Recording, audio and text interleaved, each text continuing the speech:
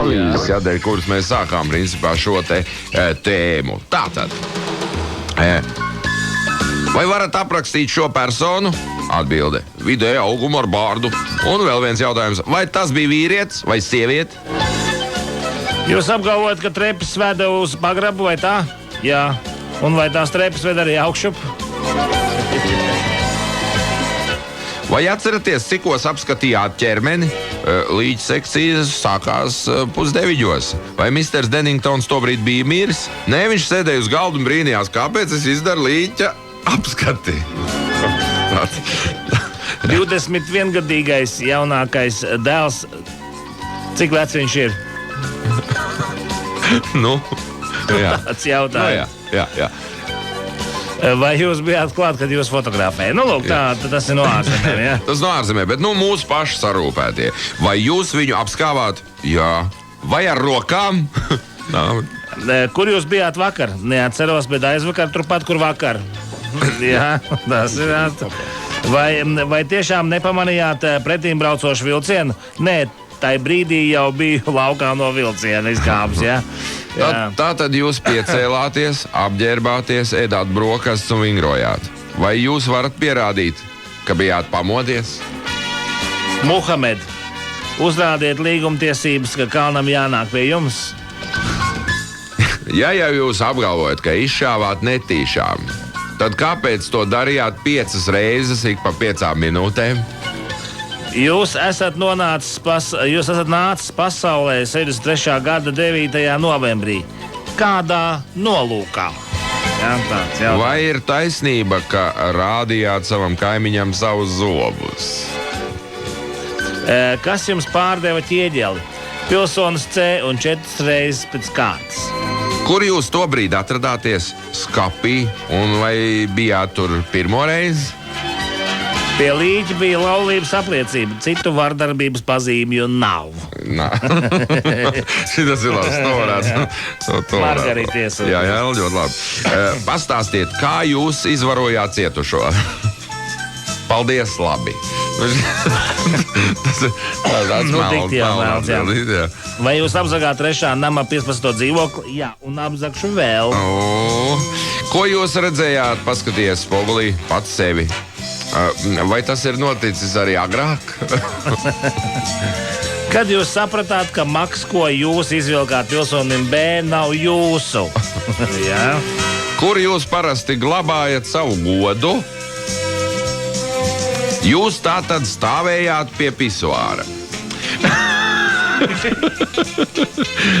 Ar seju vai ar muguru? Normāli sieviete advokāta. Šito paliec maliņā. Jā. Tas ir labs. Jā. Kapos nebija nevienas dzīves dvēseles. Man tā arī neizdevās satikt savu alibi. Jā. Tā. Jūs ēdat, rakstāt un sasveicināties ar labo roku? Jā. No kuras puses skaitot? Ja? Kādi bija vārdi, ko cietušais jums teica pēc nāves? Vai jūs viņam draudējāt? Nē. Vai viņš draudēja jums? Nē. Ko tad jūs darījāt? Vienkārši kāvāmies. Jā. Vai noturot logu par durvīm, jūs to darījāt apzināti? Jā. Viņš tātad sūtīja jūs kakāt. Vai jūs gājāt? Tas ir labs. Tātad jūs bijāt pārliecināts, ka elektriķis Kalniņš līnijas spriegumu izturēs. Tas ir labi. Cik garš jūs bijāt pirms negadījuma?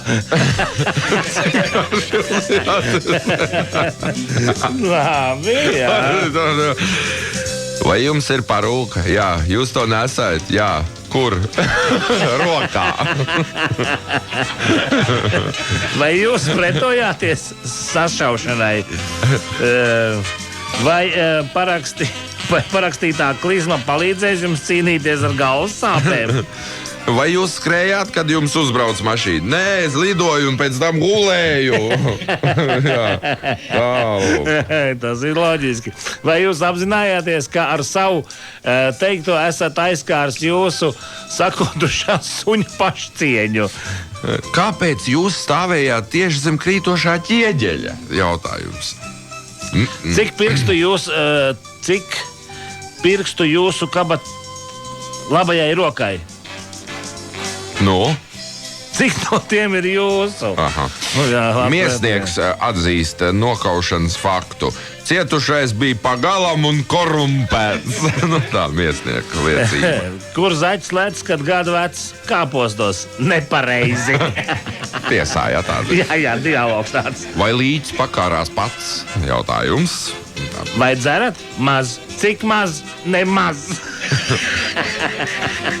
Labs dialogs. Dīdis rekojies. Kad jūs pirmoreiz pamanījāt, ka jūsu sieva vairs nav nevaidīga? Aha. Jā. Kāpēc tad jūs skatījāties uz ielas pusi, ja gājāt garām skatlogam? Pašlaik pulkstenis ir 5, bet nozieguma izdarīšanas brīdī bija 6. Kāpēc tādas atšķirības? Vai brīdī, kad jūs stāvējat rindā, jums abas kājas skāra zemi? Tāds jautājums. Jā. Un manam klientam nebija operatora diploma, tāpēc viņš filmēja slepeno kameru. Aha. Jā, labi. Tā, ko tad darīsim? Manuprāt, varētu labākais būt jūs tā tad stāvējāt pie pisuāra. Ar seju vai muguru, ja? Un par to garumu, ja? Cik garš jūs bijāt pirms negadījuma? Nezinu, te vēl ir vai dzerat maz, cik maz nemaz, ja?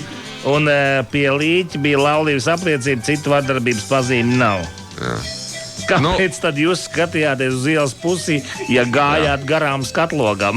Es domāju tā, ka arī Zeibots rāda ar lielu pirkstu, ka Ineses pisuāru, iesūtītais, jā, kā